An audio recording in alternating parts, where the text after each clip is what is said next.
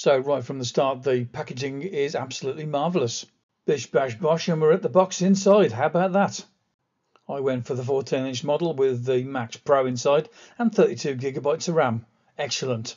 Although I'm in Spain, I prefer to have the English International keyboard on this, so I specified that. Nice little tab at the corner to pull out to get the plastic off. Pull that off and then you can undress it really easily. You've got to admire the fit and the finish of the packaging when you're trying to pull this apart with just one hand. It's actually quite difficult. Pull away more of the protective packaging and we'll get to the MacBook itself, and as you can see, I got the darker colour space grey model. Looks lovely, doesn't it? And here we've got a braided cable for the Magsafe connection, and it looks pretty good, I must say. Let's dig underneath the paperwork and you'll find the charger in there. So it's time to open her up and have a look inside, and we've got another bit of protective covering there. Pull that off and we get that lovely sound of the computer starting up for the first time. Oh yes, baby, here we go. Okay, so that was the first part of the done, and I've got some applications to put on there.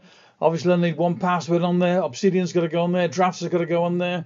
I've got the Final Cut Pro to put on there, and ScreenFlow, and a whole lot of applications I've got to put on there, and I'm going to make a list of those and I'll show you the list and tell you which bits are the most important, because there's loads of things that I use on my computers and I need to get this all set up so it's ready to use. So it's all really going well so far. I'm really pleased with the computer. It is a lot faster than my iMac, and I'm not having the sort of fans running up all the time or the beach balling I was getting with the iMac. So the other things I'm impressed with is the fingerprint scanner, so I can get into the computer using a fingerprint. Excellent, much faster, although I can still use my watch to get in there as well. I needed to have one password on there so I could put the keys in for the licenses for the software I got put on there.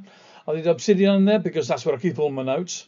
I need Drafts because that's where I put text in before I put it anywhere else. It goes into Drafts. Obviously I need Final Cut Pro so I could do the editing in this here. I needed ScreenFlow in there as well so I can do some recording from the screen. Haven't done that yet, but I'm going to do that quite soon. And everything's looking really good. Chuffed as anything. I do think I'm going to have to get myself a larger screen. I don't know whether to go 4K or 5K. I'll have to think about that. I think I'm probably going to see if I can go 5K because that's the way it kind of like scales up better. So let's get on with this and move on to the next stage of this game.